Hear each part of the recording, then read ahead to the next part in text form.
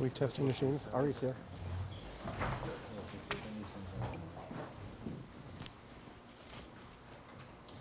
When I came down here, I was watching on TV, and I just, in a little moment of silence or reflection, a big explosion in Brentwood, New Hampshire, where a police officer has been injured, and I guess he was flighted to an undisclosed hospital. So let's keep it in our thoughts. Hope everything's okay. I haven't heard anything since I walked in, and the firefighters that first responders that held back until the explosion happened, put their lives in danger. Just remember all the first responders, and especially that police officer. Thank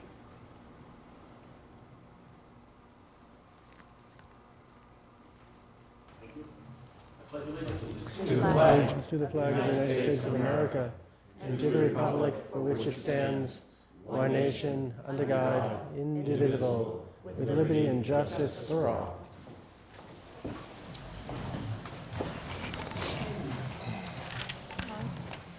Not at all. I can. The roll call for City Council meeting of May 12, 2014. You're happy to. Councilor Tontar. Here. Councilor Vogel. Here. Councilor Cameron. Present. Councilor Connell. Present. Councilor Cronin. Present. Councilor Junta. Present. Councilor Agaman. Here. Councilor Harquist. Present. Councilor Herzog. Here. Councilor Kinsey. Here. Council President O'Brien. Here. All present and accounted for. Look for chance any late file items. By chance, there is, Mr. President. Councilors will see on their desk several. First would be the home rule petition, which is order number 3. Next, you'll see in order number 4, which is the stadium order that was published between our last meeting and this meeting. There are appointments 12 through 16, water sewer related. And there's a communication number 12, which is a report on the Collins Street matter. Move to accept all late files. Second. Discussion? All in favor? Aye. Opposed? No. Public comment?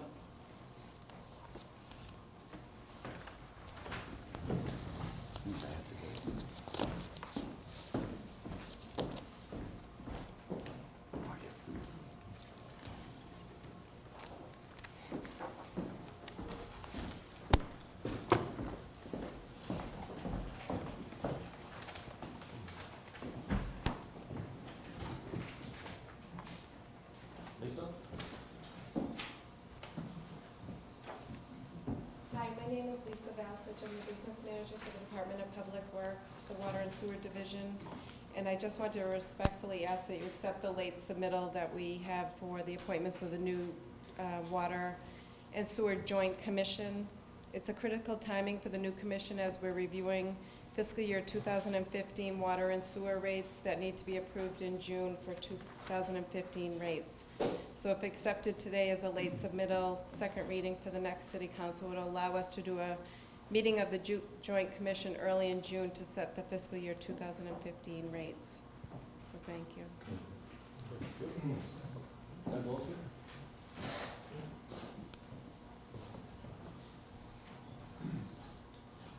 Thank you, Mr. President, members of the council.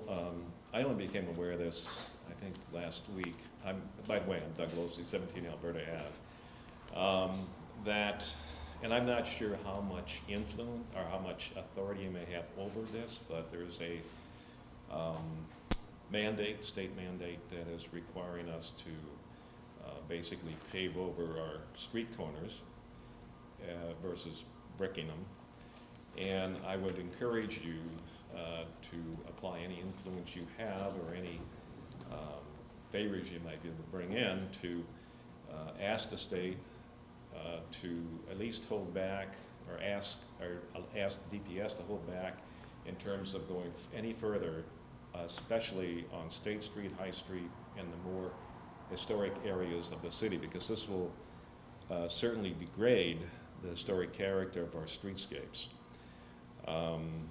I certainly respect the ADA requirements. It reminds me, I guess, though, that this is like the old High Street widening where the state came in and said, we're going to widen the street and take the trees down. I think the local community needs to have a little more influence on this decision. I respect and certainly empathize with handicap requirements. I believe there needs to be a right transition between the street and the sidewalk, although our sidewalks leave some of us who aren't handicapped somewhat negotiating and difficulty. But I would suggest that to at least ask the DPS to maybe focus on other areas of the town so that at least the streetscape areas that are so important to us not be concrete over and just take away the brick character of the city. So, thank you.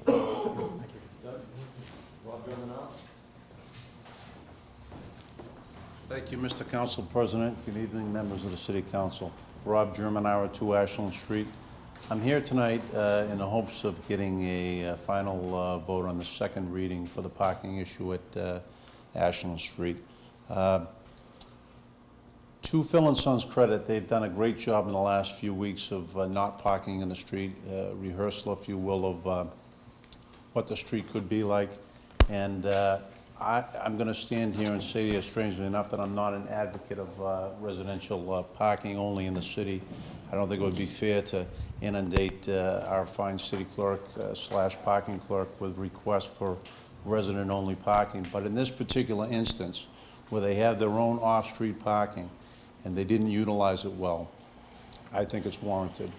So without beating this issue to death here, I would specifically, respectfully request an 11-0 vote in favor on a second reading for the resident-only parking at Lower Ashland Street. Thank you.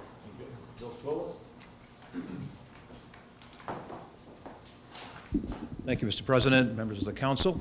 My name is Bill Squillis. I'm the finance director and auditor for the city.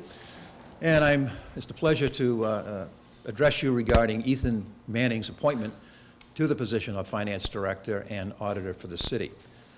I've worked with Ethan over the last year. He has worked as the assistant auditor, and he's gone through each of the cycles that this job really entails, the important parts of the position: free cash certification, year-end closing, the annual audit, Schedule A. And I have never been, in my 43 years, worked with anyone who is so capable and who grasps a hold of all of these in some cases, very complicated procedures and has run through them with ease.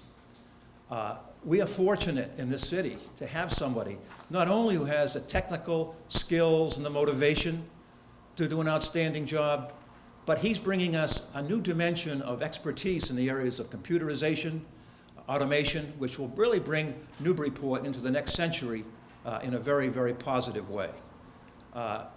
It's a difficult decision leaving this job. I love this job. For the last 12 years, it's been very rewarding. But one of the most rewarding things about it is knowing that someone will be taking over that job who is so capable and who will guide the city in working with you in such a positive way. So I respectfully ask that you approve his appointment tonight. Thank you. Thank you. Thank you. That's the echo.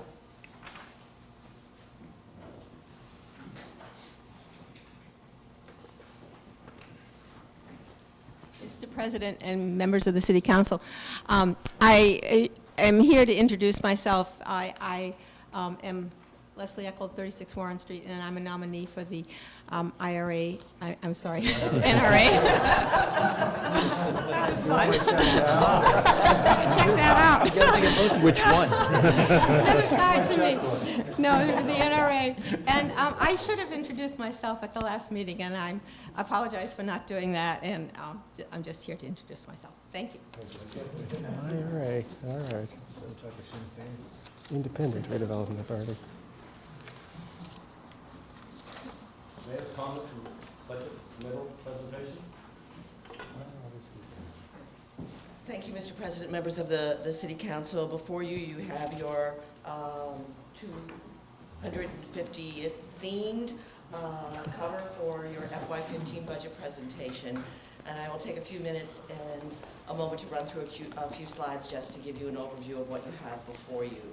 But before we do that, I wanted just to address a couple points. First, I wanted to thank all of you who attended and those of you who facilitated our charrette on Saturday. I think it was very, very successful. We had numbers around 140 people show up and work collaboratively, and we walked away from a 3-hour meeting with maps and plans for the waterfront that demonstrated that I think we have a lot more common ground than I think any of us really realized when we went into that meeting. So the next step in the process is I'm waiting for a one-page bullet point from all the facilitators. Then Councilor Vogel has photographed all the boards that were presented at the end of the meeting by each of the groups.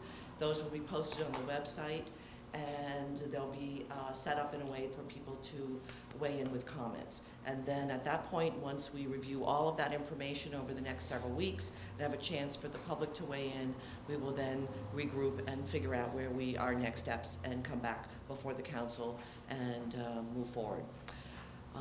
You also have another appointment before you tonight, Bob Ulick. I think many of you know him well. He has been chair of the Parks Commission for many years and is an urban planner, landscape designer, and I think that he will fill that gap that has been expressed by many in terms of expertise on the NRA, and still waiting on a commitment from one other person, and hopefully we'll have an answer on that for your next meeting. So I appreciate your attention to that.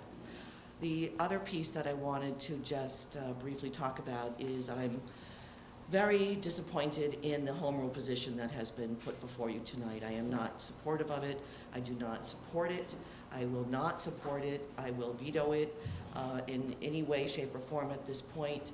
I think it is irresponsible at this juncture for us to ask more of the taxpayers of Newburyport.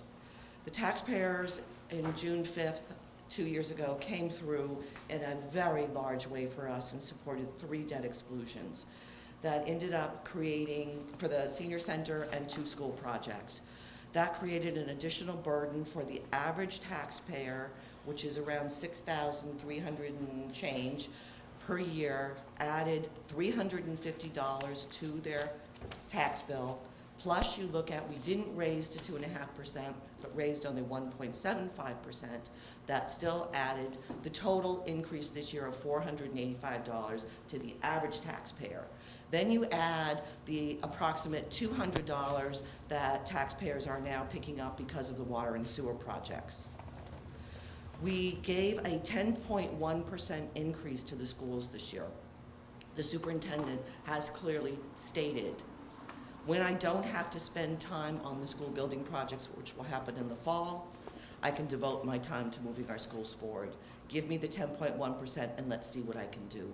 Let's see what she can do without moving in this direction and putting this on the backs of taxpayers.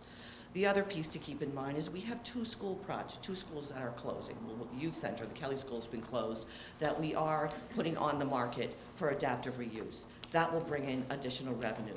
We're also doing a feasibility study and making decisions regarding the Brown School that has potential for also bringing in an additional revenue stream to the city that can be put towards the schools. This is not the right time to do this, and I will not support this home rule petition that ultimately will lead to a override, to put this on the backs of the taxpayers of Newburyport. So on that note, let's talk about the FY15 budget.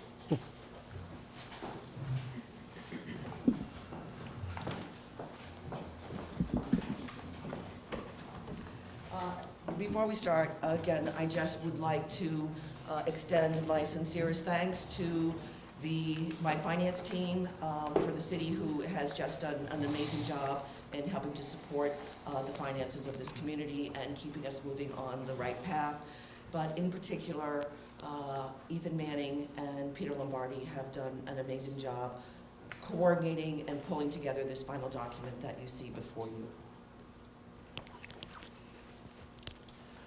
So the budget goals for this year, maintain level services budget, but of course while supporting service enhancements where needed.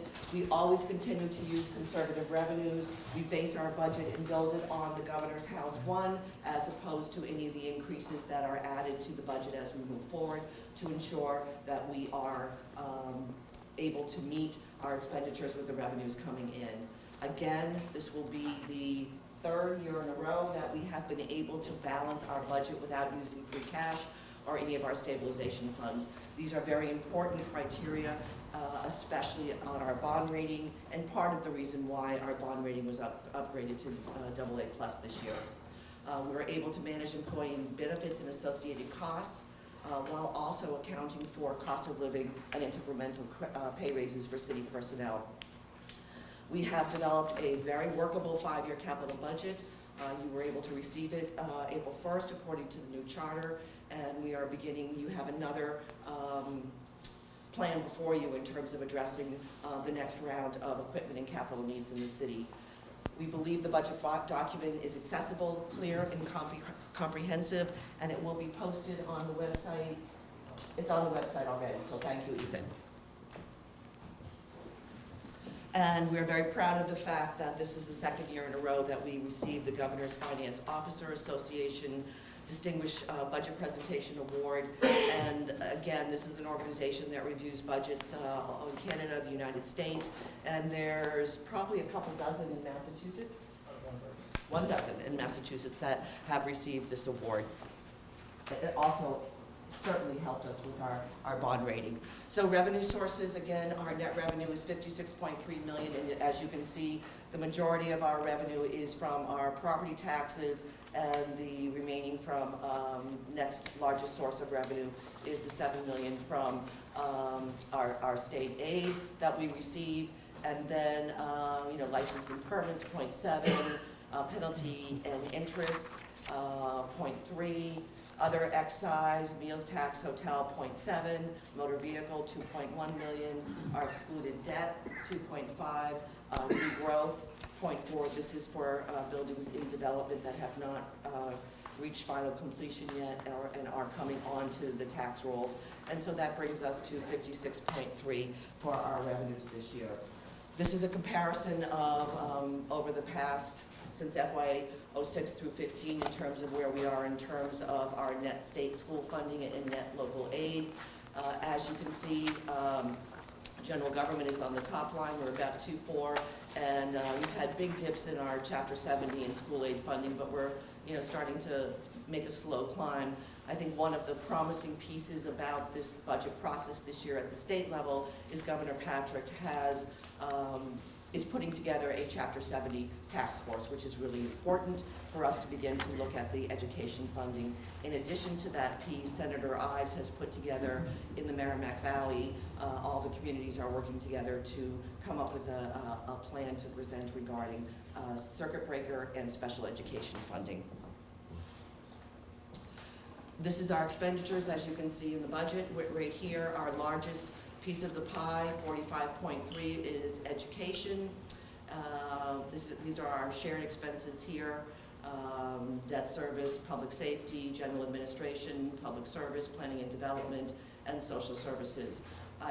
This is a little box up here where we separated out just the Newburyport Public Schools operational budget so that you can see that. 25.1 million to the schools, the plus retirement expenses at 0.9 million, health insurance 4.4 million, and again, those two line items are not carried within the school operational budget. And so when you add that total allocation to the, or add all of those line items, you end up with $30.5 million to the schools, which translates to 54.2% of the general fund. Now, if you look over here at 4.53%, the difference is because this includes these two line items, which are covered under shared expenses. So just briefly in terms of some of the highlights of each of the general areas within the budget, general administration, you can see the areas that covers. Very exciting that we received a cultural district designation this year. It's our 250th, and we're working on a variety of different celebrations, and I'm pleased to announce that in the state budget, we were able to get a little bit of money for us to help launch additional celebratory activities over the next 6 months. We've secured funding for, well, I can't say we secured it, it's in a transportation bond bill. Now we have to figure out how to get it out of the transportation bond bill and into the city. But we do know that we have $5 million in a transportation bond bill that was signed by the governor. We are working on opportunities for the adaptive reuse and disposition of the Kelly and Brown schools. Clear need for a comprehensive approach to grants. We have to continue moving forward to generate as much additional revenue and supports, particularly for our schools. Continued commitment to information technology, infrastructure, and our security systems. We made tremendous progress in that area. Our finance department, including auditor, assessor, treasurer, collector, as I mentioned, our bond rating increased to AA+. We had a $2.5 million free cash balance at the beginning of the year, which truly allowed us to continue the work that needed to happen in terms of our capital improvement plan. We've developed succession planning for key leadership positions due to retirements, and we have been able to set up a trust fund to begin at least, even if it's a small token, towards our other public employee benefit liability. We completed our triennial revaluation, and we're implementing, this is a big goal for this year, is to finally do away with paper and warrants and to get to a full electronic requisition and purchase order system like the rest of the world. I think Richie Jones mentioned that we're using the same system his mother used when she was here in the 50s. But this is the last electronic piece that needs to be upgraded, other than time added to the stubs to payroll. She was ahead so of the we're times. down to the last 2 technology pieces. Richard, take so picture. we're making good progress. Under public safety, operational costs of adding 2 new fire engines by adopting this new fire alarm monitoring fee. Examining feasibility of fire-based EMS and combined public safety dispatch. I think the Traffic Safety Advisory Committee has been a tremendous asset, is working really well. I thank all of you who are participating on that. We have regionalized animal control services and finalizing a 20-year clean energy sustainability roadmap. Under public services, we have, I think it's over 600% increase in the operating budget for sidewalks. You know, again, there's just never enough money, and I thank you all for your input this year, even though I know it didn't quite reach as far as we'd all like, but we just have to continue working at it. We're continuing to realize savings from the facility maintenance team that we've put together. It's working really, really well in terms of taking care of municipal buildings and implementing the asset management system to help improve the process for service requests and workload management. Planning and development, we have increased our city contribution to parks management and parks maintenance, and again, now having a full-time parks administrator is just fabulous, and that's been over 225% increase into maintenance of our parks. We have a master plan process undergoing way, which is really important, and a comprehensive zoning ordinance revision. We've hired a local building inspector to assist with school projects and other projects, and he's also been able to provide the kind of technical support between the building department and the historic commission that's really been needed, and he also serves on the Commission on Disabilities and is our ADA coordinator, which is important for us to stay in compliance in these areas. Under social services, we have an activities coordinator for Council on Aging, which is helping with scheduling and other administrative work, and that will be really important when we open the Senior Community Center in the fall of 2015. Groundbreaking is, oh yes, sorry. We've have regionalized veteran services, and we're continuing the city commitment to expand services from the Drug-Free Communities grant funding. And overall, the budget increase to schools, as I mentioned, was a 10.1% increase, which really addresses some of the structural deficit that we've had over the many, many years. We've been focusing on technology upgrades and integration, expanding our STEM teaching capacity, including math, intervention, art, and special ed across the district. There's been major changes in that area, and we're also in the process of introducing Common Core implementation and DDMs. Data, District Determined. Thank you. district-determined measures, and this is really important piece of where we're collecting data and benchmarks on how every single child is doing in the schools. And Angela Bick, our assistant superintendent, presented a beautiful presentation to the school committee last week about how we're moving forward in terms of the Common Core and DDNs. Teachers have all been visiting the Bresnahan School. They are so excited from the Brown and the old Bresnahan School, and it's moving along on budget, on time, as well as the Knockmullen renovation project. So that, and Sharon's expenses, moderate health insurance increases of 4%, and I have to give tremendous credit to Jenny Lamar and our PEC group, the Public Employee Committee, which representatives from all of our unions sit on this committee. They have absolutely become experts in health insurance, and they have worked really, really hard to hold the line on our health insurance. We're also have agreed, in order to keep a lower payment, of implementing a much more rigorous employee wellness program, which is important for all of us.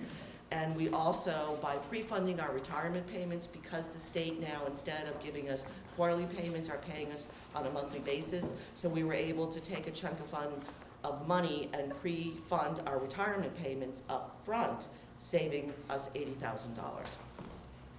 So I think what you can see in terms of the general fund is that we're working in every way we can to shave costs and, you know, find new ways to pay our bills, to become more efficient, and I think we're working very well in moving forward in that direction. Enterprise funds, again, these are fee-driven services that are not part of the general fund. They are self-sustaining. The water treatment plant and wastewater treatment facility projects are completed. The biofilter has been done at the wastewater treatment facility, and they have a company who is in there now. Sorry, that was my phone. They have a company in there now who is doing a balancing of the entire system in SCADA systems, and then hopefully everything that we've done to upgrade this facility will make a tremendous difference in terms of odor containment and efficiency of the system. Cost containment translates into static operating budgets for the last 2 fiscal years. The plans, you've seen them, they're in the hallway here. We've been talking about the new transient boater facility with the project going out to bid in this fiscal year, and the ongoing Harbor Master public safety details for the Whittier Bridge project. They're working very closely on the river with the Harbor Master in terms of that $292 million project. Capital improvement plan, again, it's a 5-year plan synthesizing future capital needs, costs, potential funding sources. We have been moving for the last 3 years in terms of a capital plan, and I think it clearly demonstrates the city's commitment to continuing to improve long-deferred infrastructure and equipment needs, which was no one's fault. There just was no money to do it. And, you know, after a time, you just have no choice. Grant funding through various sources is imperative. $8+ million in FY14, so we have to continue moving in this direction for the school projects, the roundabout. Those were grant-funded projects, which were obviously through the School Building Authority, through Mass DOT, and now we know we have money in the transportation bond bill, but we have to continue to work aggressively in pursuing grants. And I know that we have a group of people in the audience here who are willing to work with us on pursuing grants for the waterfront. So. And questions? That's sort of quick overview of our thought process behind the budget, and I don't know if you have any questions, but I'm sure you will as you move through your budget workshops. Thank you for the opportunity to give you a brief snapshot of the FY15 budget. Thank you. Thank you. Thank you.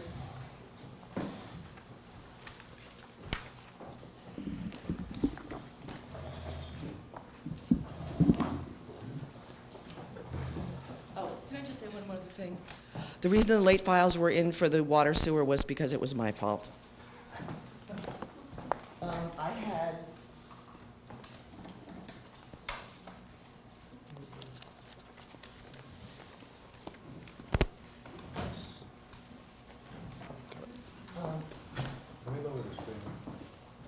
It's fine.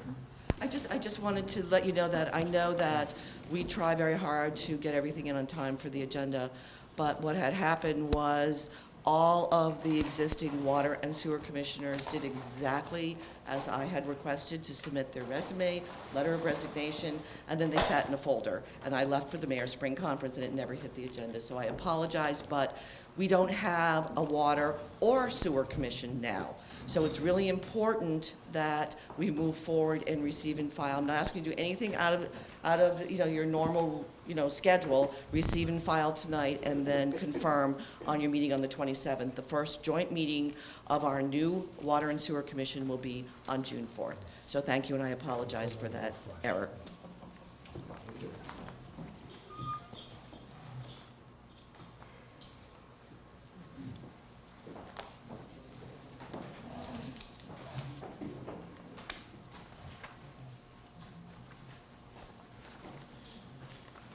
Move on to the consent agenda.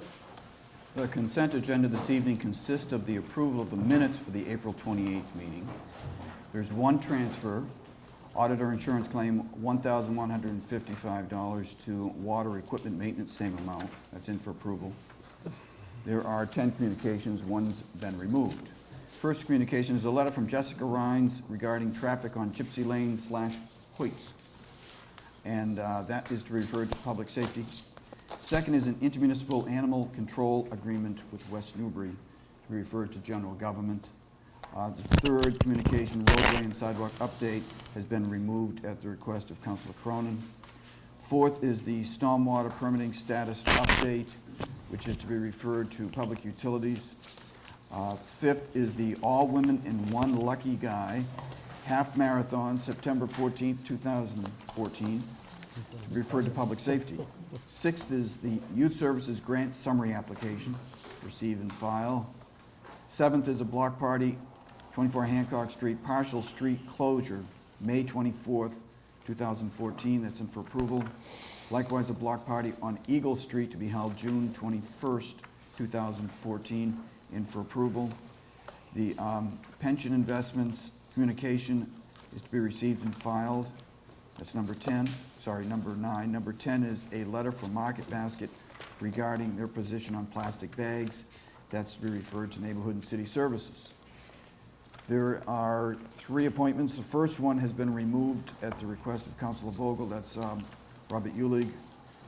The next 2 are reappointments. First is Andrew Casson, 240 Merrimack Street, to the Harbor Commission, March 31st, 2017.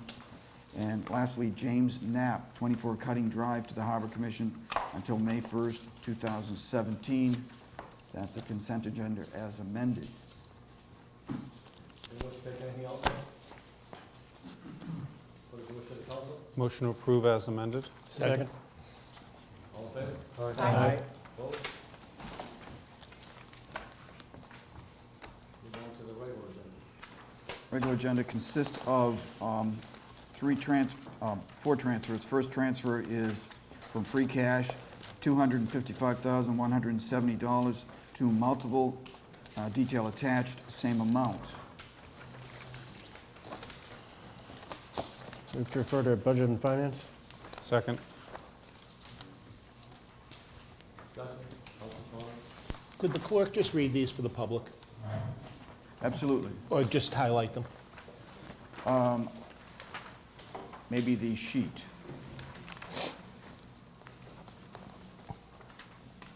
First, schools, high school woodwork, $50,000. Second, IT, electronic requisition, PO, content management system, $39,820.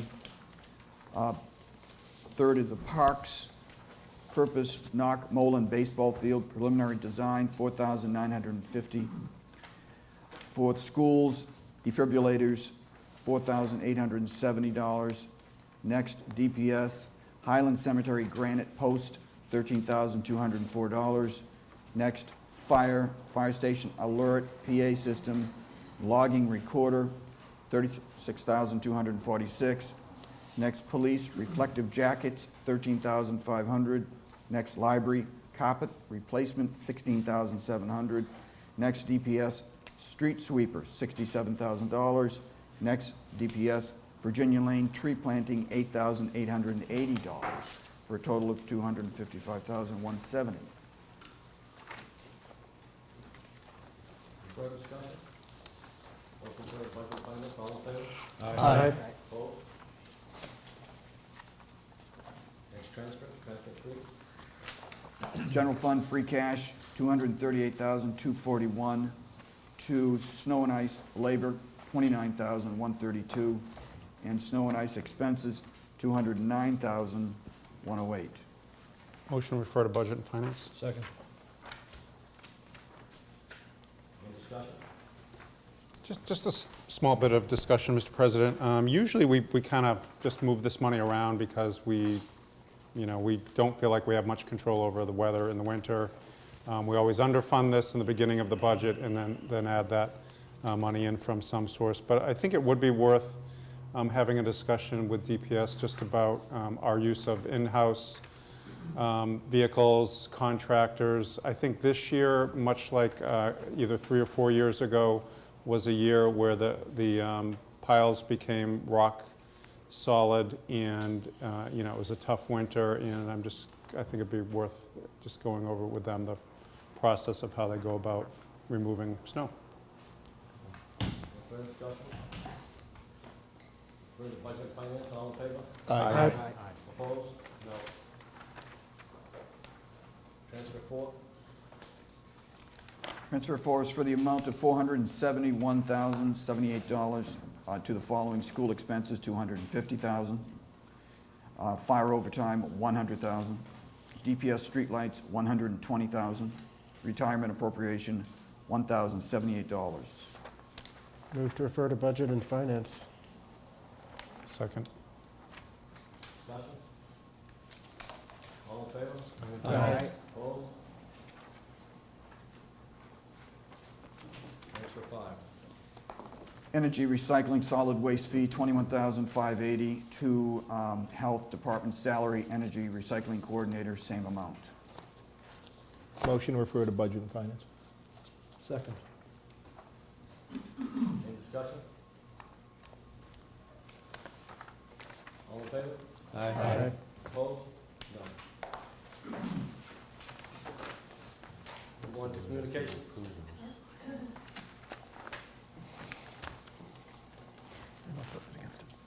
Do number 3, Mr. President. Yes. Want to read it all? I'll do what you wish, Mr. President, but probably no one would wish to hear me. It's a roadwalk and sidewalk project update. It goes on for a number of pages. The planned roadway project for CY14 will be as follows: Willow Ave, Brooks Court, Stanley Avenue, Jackson Street, Carlton Drive, Merrill Street, Russia Street, assuming Merrill Street work continues in on budget, Highland Avenue, assuming all water department utility work is completed, Beacon Avenue, from Riley Avenue to South Pond Street, assuming all water department utility work is completed in time. And sidewalks, page 3. Sidewalks on page 3 are as follows: Willow Ave, Brooks Court, Stanley Avenue, Jackson Street, Carlton Drive, Highland Avenue. Additional standalone sidewalk work will be Green Street, 25 Tree Pits, Washington Street from Strong Street to Olive Street, northeast side only, Temple Street from Fair Street to Federal Street, both sides. New handicap ramps will be installed, following locations: High and State, Hancock and Lunt, State Street and Garden, High Street and Market Street. Thank you. Welcome. Motion? Motion to table. Is there a second? Second. Thank you. All in favor? No Aye. discussion, Oh, okay. no Oh. discussion. No discussion. All in favor? Aye. No No. one wants to table? Wait. Okay, remove the second, remove the first, we'll start again. That's what you want. If you want to discuss it, you Uh, can't table it. Well, okay, then I would remove that, my motion to table. So, Motion to refer to public safety. Second. Discussion, Council Crowe. Thank you.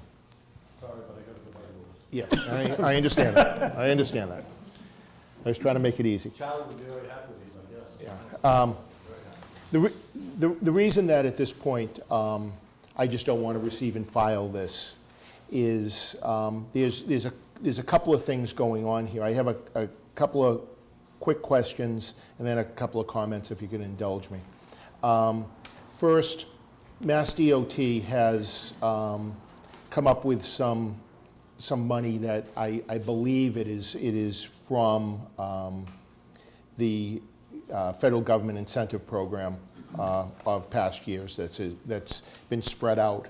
And this money is being used for that Federal Street, Lime Street, Parsons, Coffins, Allen, Bromfield.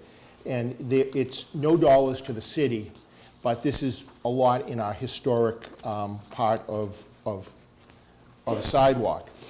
And even though it's free money, if it's not what we want, I think we should have a discussion about it. We shouldn't just receive and file this. Moreover, there are other options out there. Not every community that has been offered this has taken it. Certainly, if you have a community that doesn't have historic sidewalks, this might be the greatest thing since sliced bread. For us, there may be other options out there. I know that several councilors have contacted Katie Ives on the state level, Senator Ives on the state level, and have reached out and done some research. I know there's some back channel going on as well on staff level. However, I don't want to just blow up some of the sidewalks in town. So that's on the DOT component. I have one question that has been brought to my attention. And some of these handicap ramp areas are kind of standalone. And I was asked by some constituents, just to maybe to Mr. Lombardi or to somebody else, why are we just doing these standalone and not doing sidewalks? Thank you. Mr. Lombardi? Good evening, councilors. I think that best is answered by saying it's a good thing to send it to committee. I don't know the answers on the specific reason why those are standalone projects. DPS does, and nobody's here tonight from DPS to speak to them. I know they've given some broad level of detail in terms of coordinating on specific utility work that was done in those areas, but I can't speak any more specifically than that. So refer it to committee. Any further discussion? All in favor? Aye. Opposed? Go to public safety. Thank you. Appointments?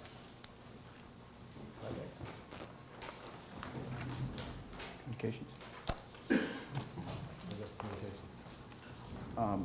We have that late file from the mayor, and which includes the budget submitted to the council. Okay.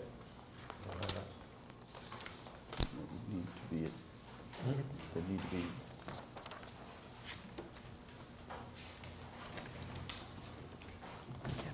A vote to allow in the budget submittal. Yes. Go ahead. Okay, the budget is submitted. I need a motion to send it to, Motion to refer to Budget and Finance. Thank you. second. All in favor? Aye. Opposed? Because one year we forgot to refer it, so Correct. we almost forgot again. Thank you. Now we can move on. Communication number 12. Yes. Late file. This is a report by to Attorney Palmisano from Louis Nicolosi with respect to researching the title on Collins Street, which is before the council in committee.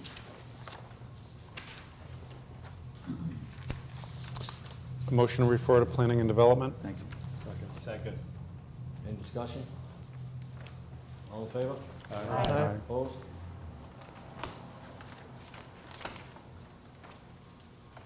Appointments? The,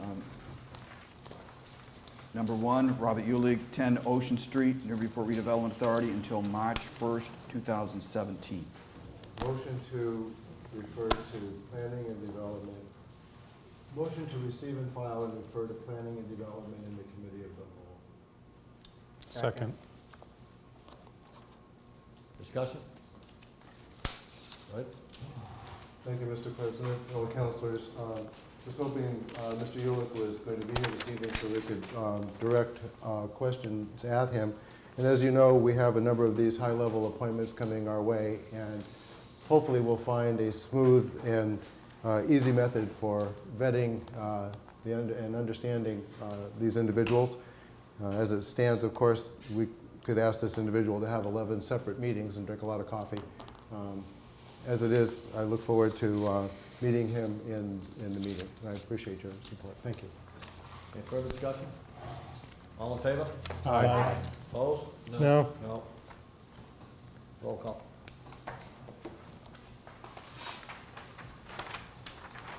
For the record, this is a motion to receive and file and to refer to Planning and Development and Committee of the Whole on the appointment of Robert Ulig. Councilor Tantar. Yes. Councilor Vogel. Yes. Councilor Cameron. Yes. Councilor Connell. No. Councilor Cronin. Yes. Councilor Junta. Yes. Councilor Agaman. Yes. Councilor Harquist. Yes. Councilor Herzog. No. Councilor Kinsey. Yes. Council President O'Brien. No. Motion passes. 8-3.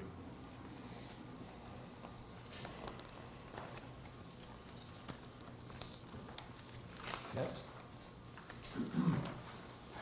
Ethan Manning, City Auditor. Next, we have an appointment of Ethan Manning, 31 Howard Street, to the position of City Auditor, February 1st, 2017. Motion to approve. Second. Discussion? Thank you, Mr. President. Well, I have to say, if I ever apply for a job, I want Bill Squillis to give me a reference. That was very helpful, and obviously those of us on the council, and particularly on budget and finance over the last couple of years, have worked a lot with Ethan and done a great job so far.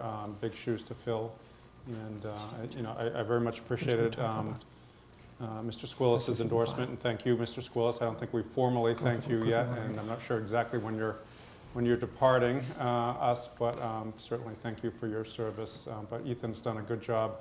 I like what I'm hearing about automation and trying to do more computerization, and I know the automated requisitioning and that sort of thing will be helpful to us. So I think it'll do a good job.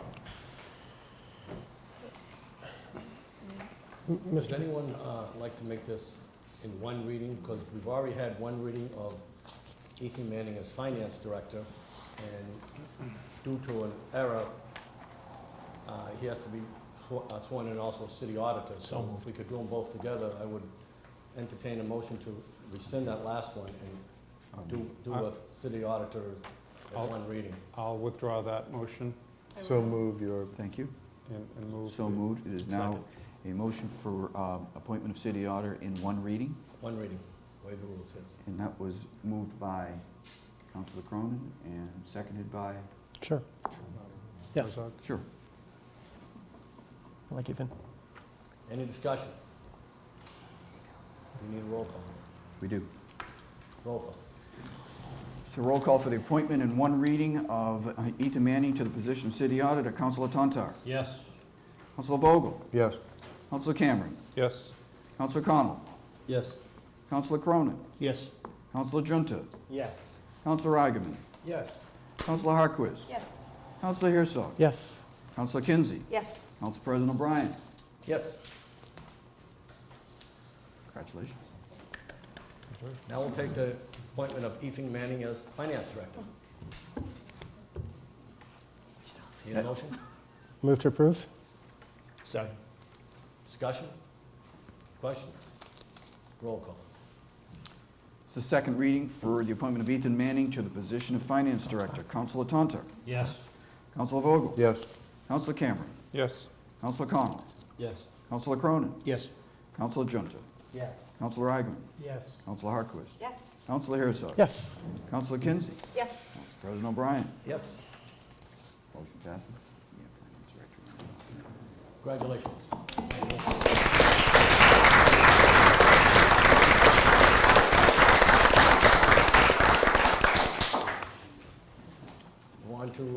second reading. Kimberly Turner. 27 High Street to the Parks Commission until May 1st, 2019. Move to approve. Second. Discussion? Roll call. Counselor Tonto. Yes. Counselor Vogel. Yes. Counselor Cameron. Yes. Counselor Connell. Yes. Counselor Cronin. Yes. Counselor Junta. Yes. Counselor Agaman. Yes. Counselor Harquist. Yes. Counselor Herzog. Yes. Counselor Kinsey. Yes. Council President O'Brien. Yes. I'll go to reappointments. We can take 7 and 11 collectively. Someone makes a motion. So moved. Second. Read them, please. Jeffrey R. Tomlinson, 21 Hill Street, to Highlands Cemetery Commission until May 1st, 2017. Robert Dow, 185 Story Avenue, to the Harbor Commission, May 1st, 2017. Douglas A. Muir, 10 Hancock Street, Conservation Commission until May 1st, 2017. Madeline Nash, 19 Arlington Street, Affordable Housing Trust until February 1st, 2016. And Ellen Hannock, 9 Halsey Drive, to the Bartlett Mount Commission, May 31st, 2017. Any discussion? Roll call. That first and second was there a first and There second? was a first was here, Thank you. And the second was, over there somewhere. thank you. That was me, I did. Was it? Councilor Junta. Thank you. Again, these are the appointments collectively, 7 through 11, as just read. Councilor Tonto. Yes. Councilor Vogel. Yes. Councilor Cameron. Yes. Councilor Connell. Yes. Councilor Cronin. Yes. Councilor Junta. Yes. Councilor Agaman. Yes. Councilor Harquist. Yes. Councilor Herzog. Yes. Councilor Kinsey. Yes. Councilor Bryan. Yes. Now we'll go to 12 to 17. Motion to approve collectively. Well, these are late file ones that may put Approve in them. the water sewer department, combining the commissions. I know she's asked for receive and file and then have a second reading, but personally, I think we all know these gentlemen.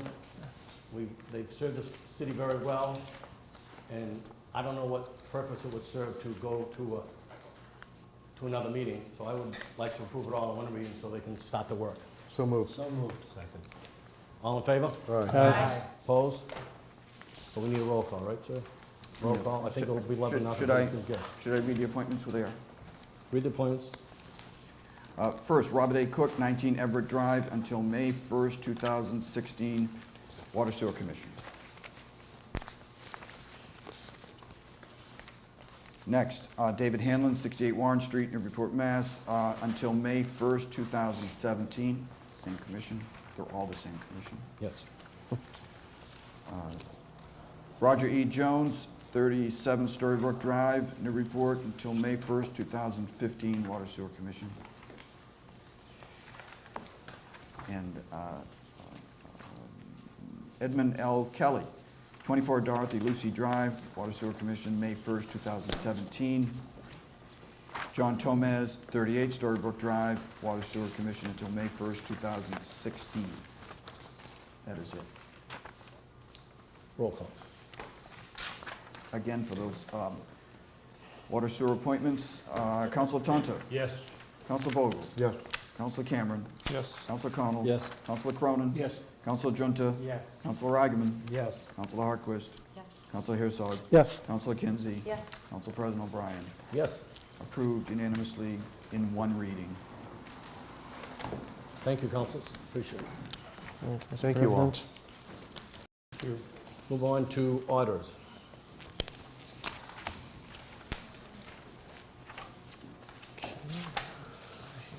Order number 1 is the revised Collins Street surplus property order. Essentially, it's changing some wording. We thought it should go into committee the proper way.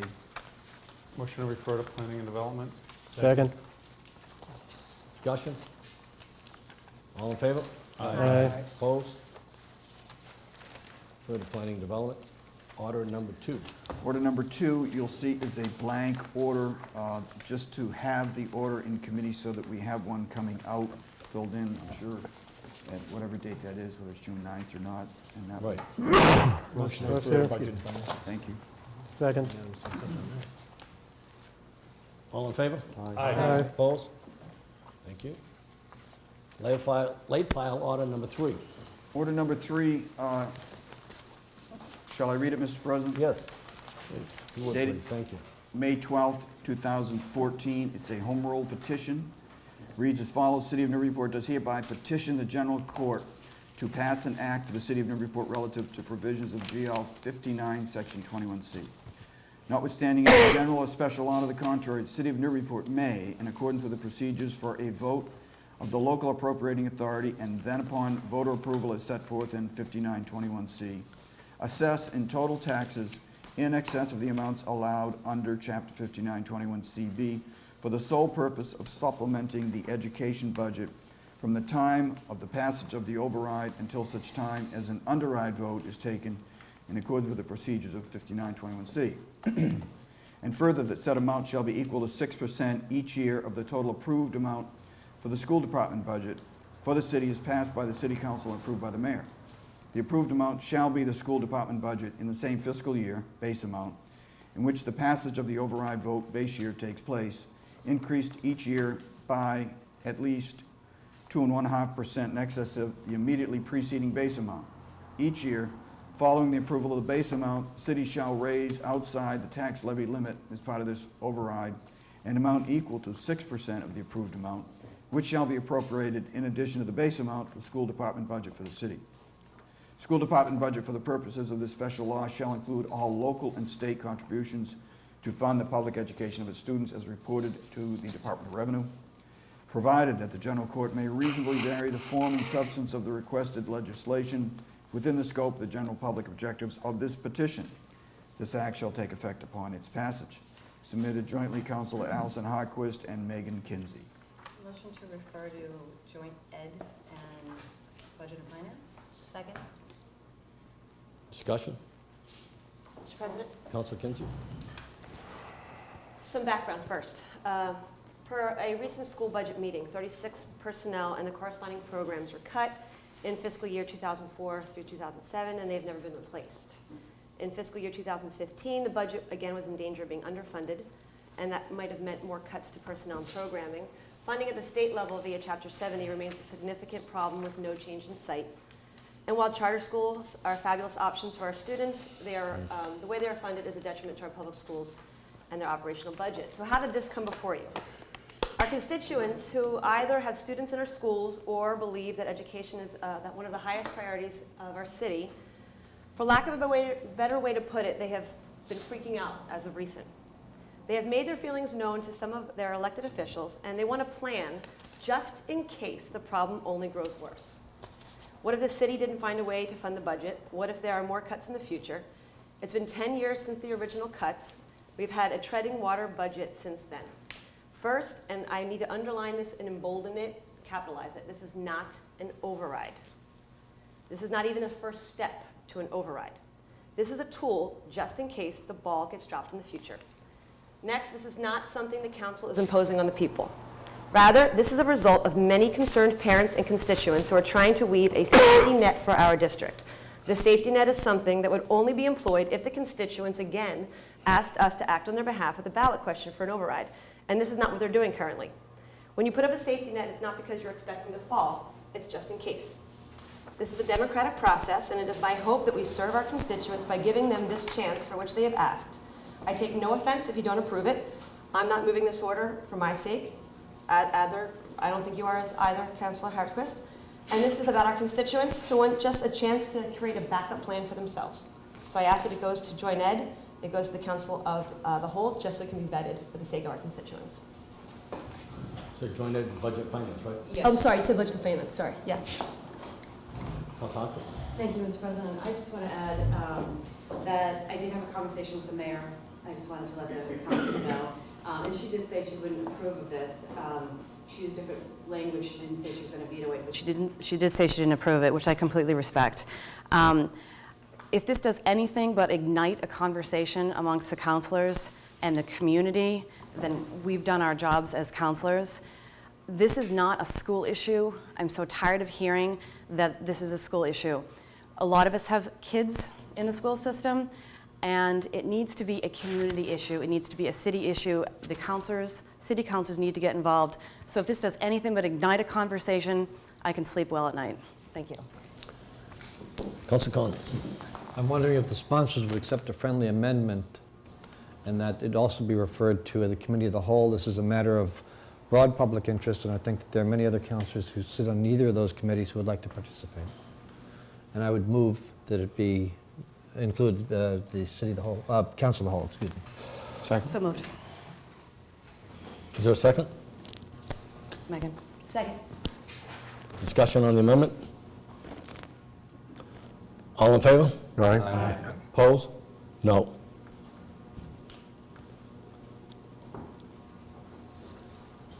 Councilor Herzog? Question? Question?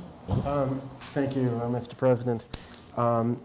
Councilor Hartquist just mentioned a moment ago that this is not a school issue. Just a school issue. It's not just a school issue. And I agree, it's not just a school issue. However, the school department works with the mayor to set school department budget. City council cannot reduce anything. We cannot add anything. We can only reduce things. So I guess I'm skeptical whether the city council, as much as I understand the purpose behind this, I question whether the city council is the right mechanism and not the schools committee. We can have all the conversations we want, but we cannot add anything to the school department budget. I'd like to see this perhaps referred as well to the school committee. Any further discussion? Councilor Tonto. President, I guess if it's appropriate, I'd like a point of clarification. Why could there not be an override now? I mean, I've been told that the problem with that is that it could not be funneled directly to the school department if we did an override. And I didn't hear either of you refer to that, so that gives a wrinkle to this that I'd like clarification on. Councilor Kinsey. So what this is an order that if the city passes it, via the city council, then it goes to the state. As you all know, overrides are something that you can bring to a purpose, but it's not necessarily going to stick to that purpose forever. A new administration could change the purpose. It goes in the general fund. This, if an override were to go to ballot, it could attach itself to this home rule petition so that the override then would in fact be attached to education from then on. So this is not an override. This is an attachment that serves in place to be used if in fact an override were discussed at any given moment. On any subject? No, an override, if the override was attached to education, it would specifically have to attach itself to this. In order to No. be, Say there's an override on the waterfront. We need $5 million. You're saying no. You would have to, You would have to, yeah, go ahead. I'll defer, go. You would have to submit another, the council would have to approve, I guess it's an underride, to change the wording. I don't know if that's the right if they word. don't submit an underride, then 6% of the money going towards another override for the waterfront or whatever would go to the schools, right? No. If we don't do an underride, I think No. it will. If you have an override, the override, in the language of the override, would attach itself to this, education. And another override, if we're ever discussed at any given time, waterfront or whatever, if it didn't attach itself to this, then it wouldn't be part of education. It has to purpose, it has to, Somebody could try to attach it to that, though. but it would be obvious it was for education only. It wouldn't be discussed as an override for anything else but education. Any further discussion? Councilor Hageman? Yes, I mean, I have to say I'm puzzled on this one. I mean, I have heard from some constituents in Ward 2 about the concern about the school, which I share, the schools which I share, and I have one child in the system now, and we'll have another one very soon going in. I want to say, before I would ever vote for an override, I'd want to play a lot of other cards first, like broadening the tax base. So I didn't know this was coming. However, I want to make a confession, which is that I don't really understand how this works. We already had some questions. I'm new to the council. I've never had to deal with a Prop 2.5 override. So personally, I'm not averse to having it discussed in committee, but I want to make it clear it's really for me so I can learn. I don't want my vote to be construed as support for the override, but I really don't understand how this works. Councilor Cameron? Thank you, Mr. President. You know, I support this going to committee. Obviously, there's a lot to talk about, and I've certainly heard from a number of constituents concerned about school funding. You see that in other communities, and it's really a statewide issue. I know with the brilliance of our new city auditor, he could probably help us understand overrides, underrides, because it's been a while. For many of the reasons that the mayor cited, we the taxpayers, and we are taxpayers as well, have had an additional burden over the last couple of years. But at the same time, the schools are hurting. I know we're trying to add some new positions in this year, but those cuts from early, 10 years ago or so. There was a revenue task force in 2007. We've adopted some of those things, including a meals tax. Much of that money is going to sidewalks, but some of that's going into the general fund. There may be other things we need to bring to the table, certainly what Councilor Eigerman's talking about in broadening the tax base, looking at possible EMS ambulance service. I know that that's something that's being talked about as well. So I think going to committee and trying to look at this and see how this would play out. I think as the councilors have said, this is a vehicle to talk about it.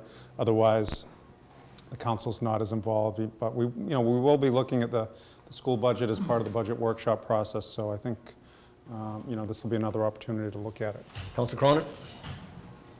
Okay, I just want to, and perhaps this will go to committee so we can get better answers there. But 6% is about $1.5 million a year. Yes. So that would be compounded. So in 10 years, we'd add another $15 million to the school budget on an annual basis. I just want to. Yeah, that's the math. Is that, am I doing my math? Yep. Okay. Councilor Vogel? I think I would like to simply underline and capitalize and bold, if I may, this is only a tool far and away from any type of override. Yes. This is, we're not here Councilor discussing. Kinsey? Speak through the chair, not to the councilor. We're not here to discuss an override. This, as I read it, is this sort of tool out here that should the populace of the community decide to override, that they could attach it to this and send it to the schools. We're way down the road to any type of override. Making sure that the paper of record and anybody out there watching this instead of TV, that's really on TV, understands we're not talking about an override. Making that perfectly clear. Any further discussion? Anyone else who hasn't talked? Councilor Kinsey? I just want to say now, yes, sir. This is not an override. Thank you. Councilor Herzog? Thank you, Mr. President. Just a quick question, if I could direct a question to the two co-sponsors. I'm just curious, from my own understanding, whether this goes to committee or not. I'm just trying to understand, as a tool, the language here is very confusing, obvious, evident by the number of councilors who've asked questions about it. Are you aware of other communities that have this language in place? Never been passed before by the legislation. Thank you. Any further discussion? Roll call, please. I have a motion to refer to Joint Ed, Budget and Finance, and Committee of the Whole, Order Number 3. Councilor Tantar. Yes. Councilor Vogel. Yes. Councilor Cameron. Yes. Councilor Connell. Yes. Councilor Cronin. Yes. Councilor Junta. Yes. Councilor Eigenman. Yes. Councilor Harquist. Yes. Councilor Herzog. I'll say no. Councilor Kinsey. Yes. Councilor O'Brien. No. 2 noes, 9 yeses, motion referred. Madam. Order 4. I have to recuse myself from this item. Very good.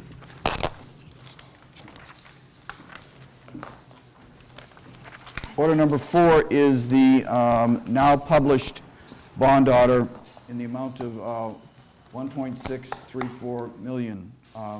States as follows: for the following purposes, 1.5 million is appropriated to pay for the World War Memorial Stadium multipurpose field project, and 134,000 is appropriated to pay for the Cherry Hill Parcel B soccer field improvement project, and that to meet this appropriation, the treasurer, with the approval of the mayor, is authorized to borrow said sum and to issue bonds or notes of the city, therefore in the aggregate amount of $1,634,000 pursuant to 44B, Section 11 of Mass General Laws as amended and supplemented, or pursuant to any other enabling authority. Submitted, Councilor Charles F. Tantar.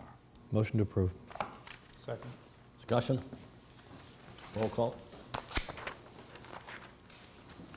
Councilor Tantar? Yes. Councilor Vogel? Yes. Councilor Cameron? Yes. Councilor Connell? Yes. Councilor Cronin? Yes. Councilor Junta? Yes.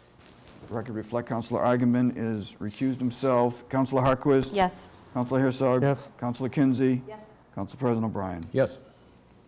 Passes 10, 1 recused.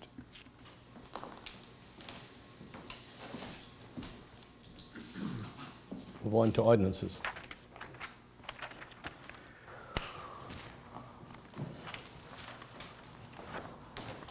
Ordinances.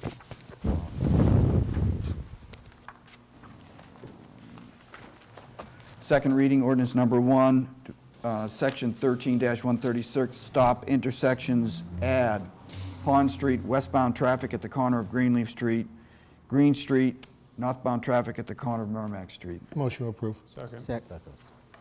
Discussion? Roll call? Councilor Tonta? Yes. Councilor Vogel? Councilor Cameron? Yes. Councilor Connell? Yes. Councilor Cronin? Yes. Councilor Junta? Yes. Councilor Eigenman? Yes. Councilor Harquist? Yes. Councilor Herzog? Yes. Councilor Kinsey? Yes. Councilor Bryan? Yes. Ordinance 2. Ordinance 2 reads as follows. 13-180, resident parking, delete from G2, adding the following.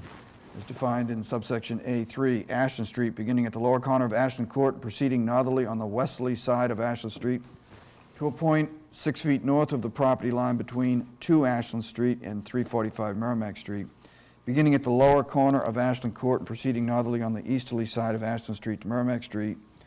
Quote, resident-only parking zone shall mean a resident district whereby curbside parking on public highways is restricted to vehicles of residents that properly display a parking permit authorized by this section. Submitted, Councilor Tantar. Motion to approve. Second. Discussion? Roll call?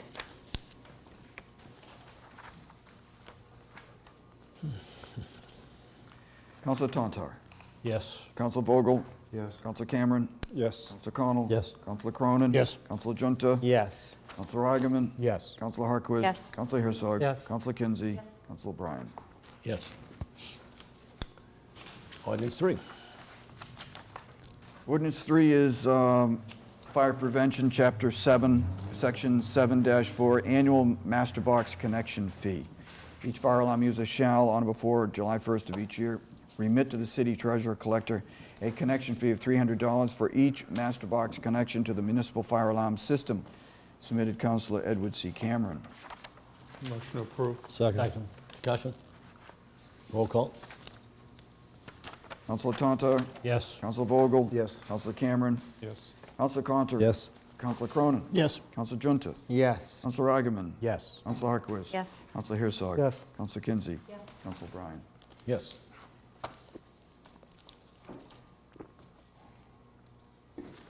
Ordinance 4. Section 13-136, stop intersections, add Story Avenue westbound traffic at 56 feet from the entrance to Route 113, said sign to be opposite Virginia Lane. Submitted, Councilor Larry G. Junta. Motion to approve? Second. Discussion? Roll call? Councilor Tantar. Yes. Councilor Vogel. Yes. Councilor Cameron. Yes. Councilor Connell. Yes. Councilor Cronin. Yes. Councilor Junta. Yes. Councilor Eigenman. Yes. Councilor Harquist. Yes. Councilor Herzog. Yes. Councilor Kinsey. Yes. Councilor Bryan. Yes. Ordinance 5.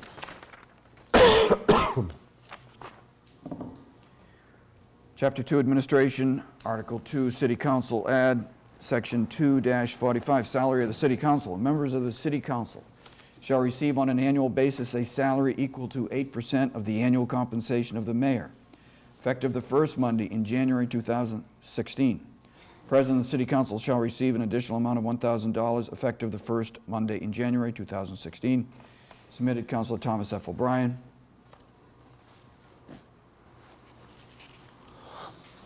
Motion to refer to Budget and Finance? Second. Discussion? All in favor? Aye. No. Aye. Opposed? No. Roll call? Again, this motion to refer to Budget and Finance, ordinance number 5. Councilor Tontar? Yes. Councilor Vogel? No. Councilor Cameron? No. Councilor Connell? Yes. Councilor Cronin? Yes. Councilor Junta? Yes. Councilor Agaman? Yes. Councilor Harquist? No. Councilor Herzog? No. Councilor Kinsey? Yes. Councilor O'Brien? Yes. Motion passes, matter referred. Ordinance 6.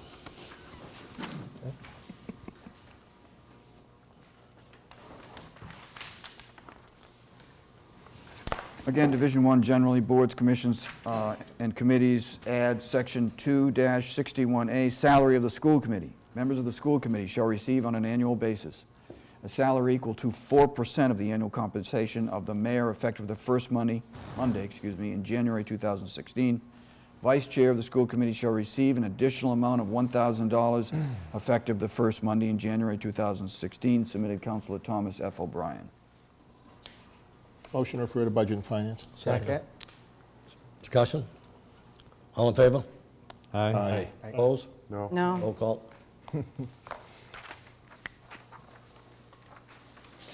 Councilor Tontar? Yes. Councilor Vogel? No. Councilor Cameron? No. Councilor Connell? Yes. Councilor Cronin? Yes.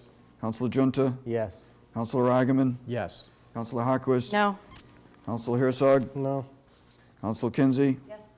Councilor O'Brien? Yes. Motion passes. We'll move on to committee items.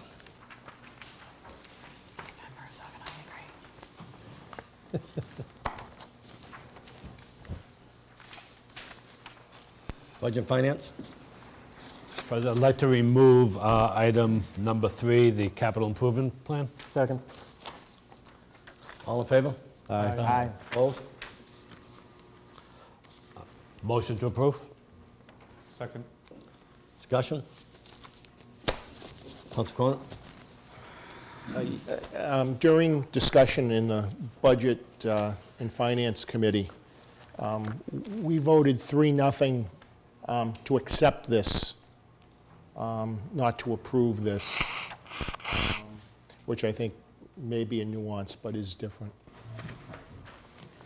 Just to add to the nuance, I think we agreed, we don't tape these Budget and Finance Committee meetings, so it's hard to tell exactly what we said. I think we said to adopt it, because that would be the language. That's in the charter, and so this, for people out in viewing land who are not watching the Bruins game, this would be the first time we've adopted a capital improvement program. Usually it's part of the mayor's budget proposal, but we don't really weigh in on it. And we took a look at it in Budget and Finance, and by the charter, we need to do this on a timely basis, which I think is now. Councilor Agaman? Through the chair to the Budget and Finance Committee. So what does it mean to adopt it? For example, with future years, if there's a different set of city councilors, would they be bound? No. Councilor Tonta? What the plan is a plan, all right? So it's, first of all, an estimate of what the needs are. Secondly, potential funding for those needs, all right? And then a time frame as to when they would be fulfilled. But the council would have to vote on actually funding any of them, right? So again, what we are adopting is a plan and not committing ourselves to any particular funding. Thank you. Councilor Cronin? Well, just to reiterate on the adopting, that's kind of why I brought it up, was I just feel very uncomfortable with a motion on the floor to say we are accepting this or approving this, because it sounds as though we're putting out an imprint in concrete, whereas if the motion said adopt, we have a little wiggle room. So President, I'll withdraw my motion to approve. Who had the second? I'm sorry. Second, I think I had the second. You did. So, motion? Motion to adopt the capital improvement program. Second. Any further discussion? Point of order, Mr. Counsel- President. Is that Counsel a Hurst. legal motion to adopt? What's that? Is that a legal motion to adopt? I just don't recall doing that before. First time I've seen it, but, you know, have to ask the city clerk for his rules. Yeah, somebody. I think you can make a motion to do most anything. It's an order of the court, order of the council. Fair enough. If you made a motion to name someone, you could make a motion to name Yes. someone. Doesn't have to be approved, disapproved. Thank you. Councilor Tonto. President, I just want to reiterate that is the language in the charter. So I feel that we are obliged to use it. Thank you. Anything else? All in favor? Aye. Opposed? Anything else coming out of committee? Budget and Finance, anything else coming out? No, we're all set. General Government? Move to remove the appointment of Leslie Ackle. Second.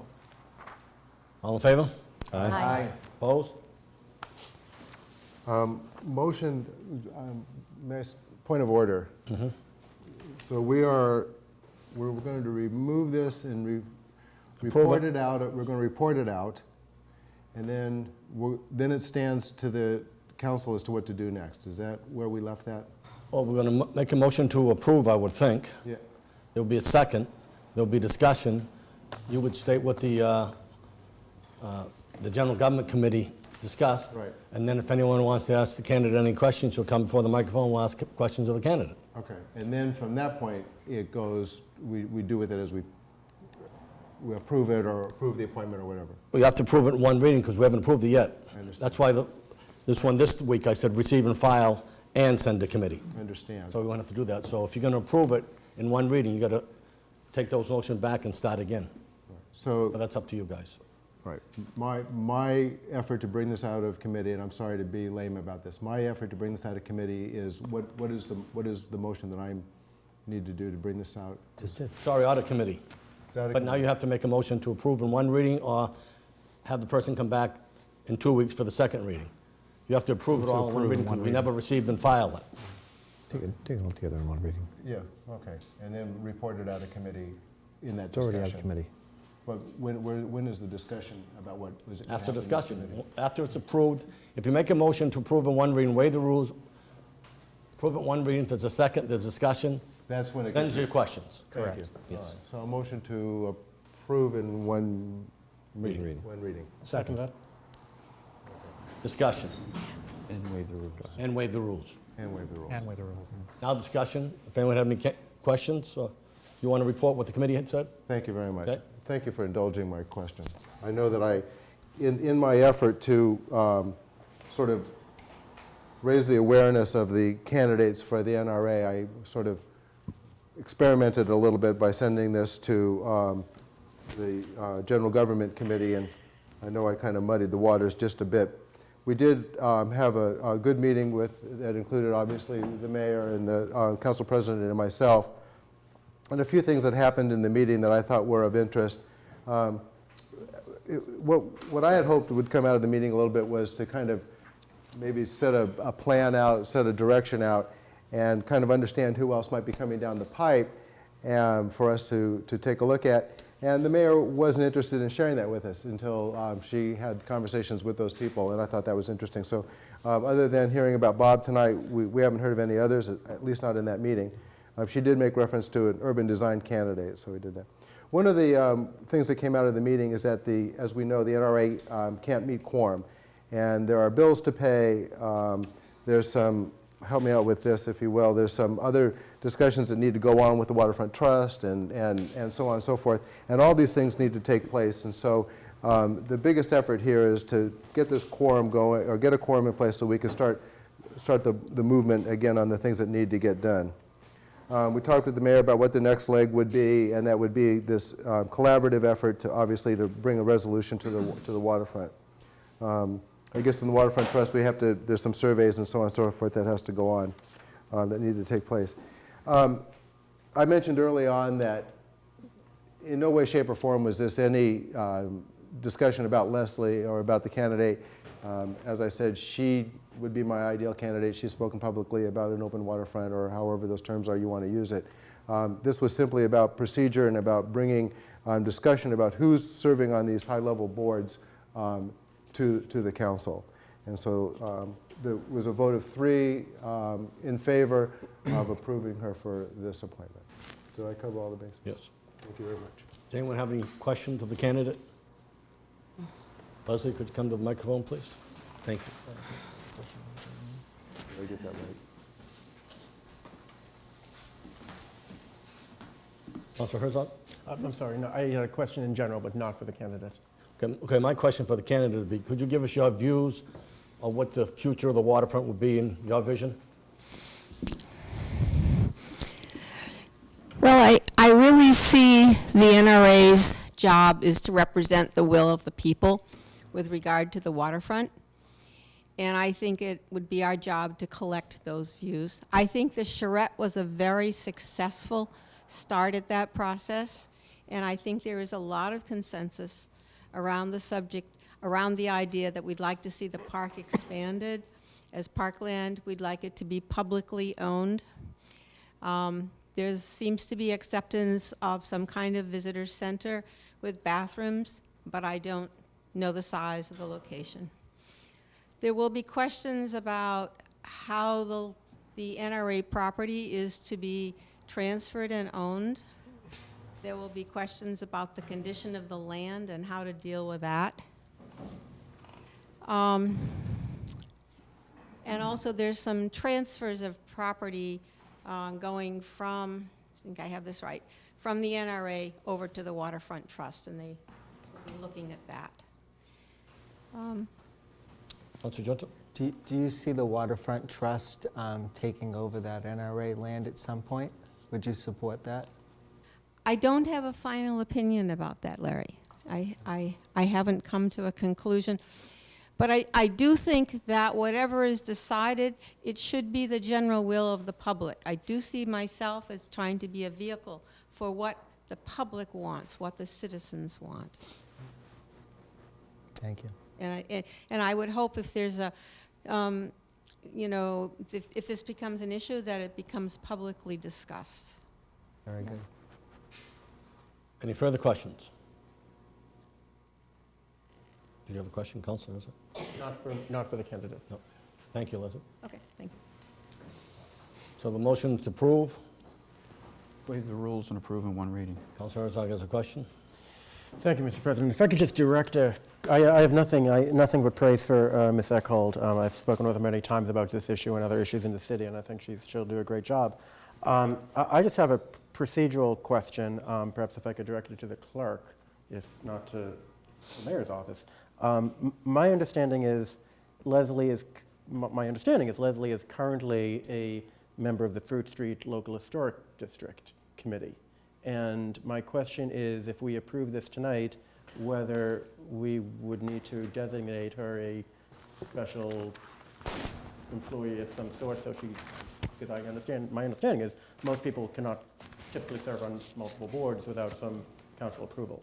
So that's my question procedurally. I didn't take that. I'd want to look at the charter again. I can tell you that you can't designate one person, a special employee. You'd have to take that board. Is it the Fruit Street Historic District? The NRA, or the NRA. Either one would. I don't know if that would solve it. I'd have to do a little research on it.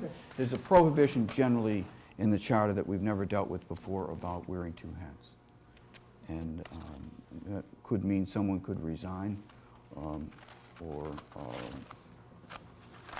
it's very hard to get around a charter provision. Yes. Thank you, Mr. President. The NRA in the Newburyport Housing Authority may be a little different because one of the appointees is by the governor of the 5, the other 4 by the city, and they're a little different than our regular city boards and commissions. But the motion to approve, roll call. Okay, Mr. President. This is a motion to waive the rules and approve in 1 reading. Councilor Tontar? Yes. Councilor Vogel? Yes. Councilor Cameron? yes. Councilor Connell? Yes. Councilor Cronin? Yes. Councilor Junta? Yes. Councilor Eigenman? Yes. Councilor Harquist? Yes. Councilor Herzog? Yes. Councilor Kinsey? Yes.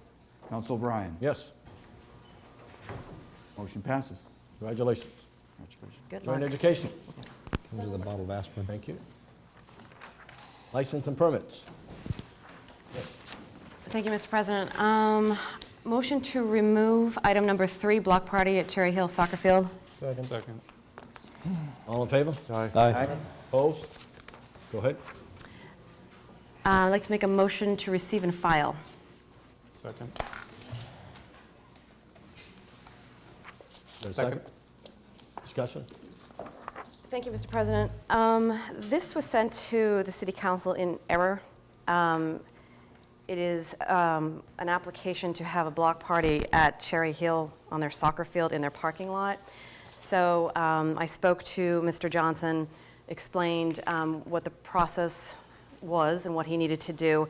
I spoke with him this afternoon, and he's received sign-offs from all the department heads, including Parks and Rec, and including the License Commission. So I just wanted to let everybody know what was going on with this and that I didn't forget about it. Yes. Thank you. So it's receive and file. All in favor? Aye. Aye. Opposed? Are they going to be serving beer? Anything else? Are they going to Coming be up? serving beer? Council Harkis, anything else coming up?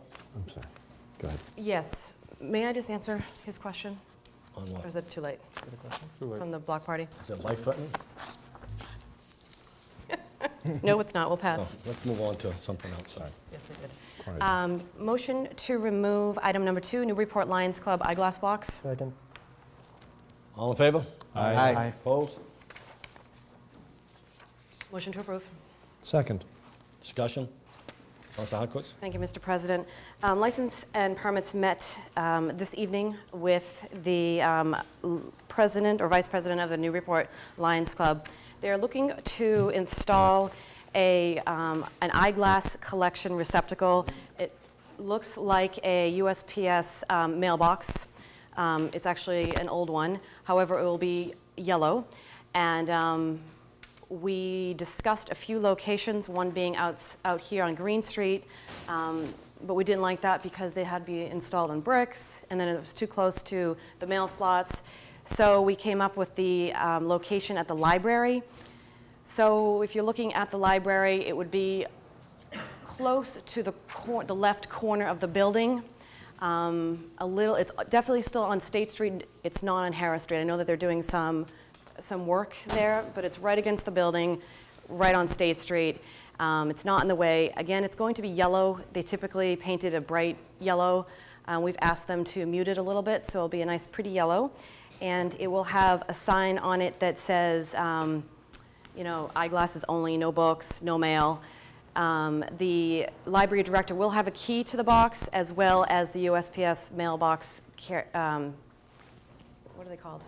Letter carrier. Letter carrier will also have a key so that they can check it, frequently to see if there are books or mail in there.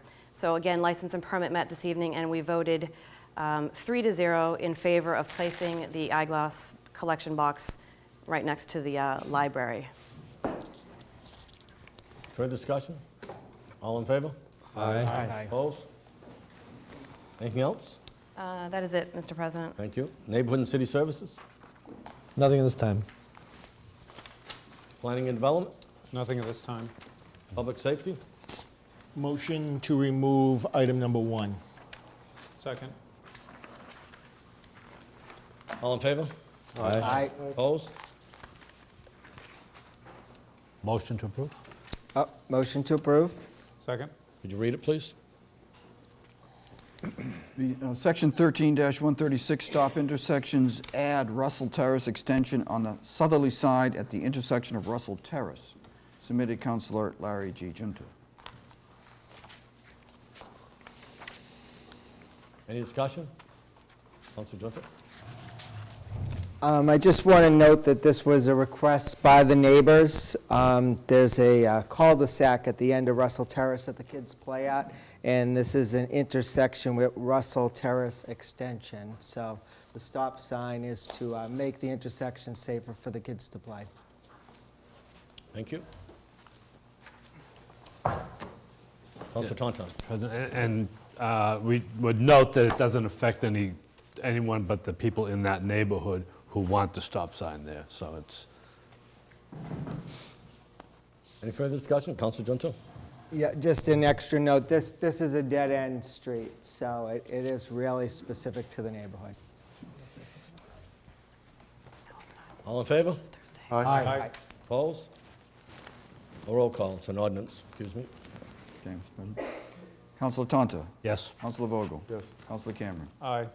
Councilor Connell? Yes. Councilor Cronin? Yes. Councilor Junta? Yes. Councilor Eigenman? Yes. Councilor Harquist? Yes. Councilor Herzog? Yes. Councilor Kinsey? Yes.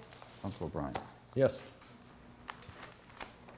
Public Utilities, Nothing tonight. Rules Committee, Nothing to report. go to the order. Mr. President? Councilor Connell. Yes, we are continuing our discussion of the plastic bag ban ordinance, the thin film plastic bag ordinance. That'll be later this week on Thursday. And we invite all of you to attend. For the public, this is a markup meeting. This is a discussion of councilors. We will not be accepting further testimony from the public. You're certainly welcome to come and listen, but this is going to be a discussion of the councilors about the proposal that's before the committees. Councilor Cronin. Just very quickly, Thursday night as well, 7 o'clock, Parks Commission is having a meeting to discuss Cushing Park and the adjacent parking lot there, and seeing what they're going to do with it. Where's So that gonna that's going to be City Hall, 7 o'clock this Thursday. Whereabouts in? I'm thinking it might be upstairs. I have not gotten a, Ours is here. Yours is here. yeah, so probably be upstairs. Thank you. Anything else? We have a crowd. Take a motion to adjourn. So moved? All in favor? Aye. Opposed? Yeah. All right, Allison, we're cutting you off. Cutting you off.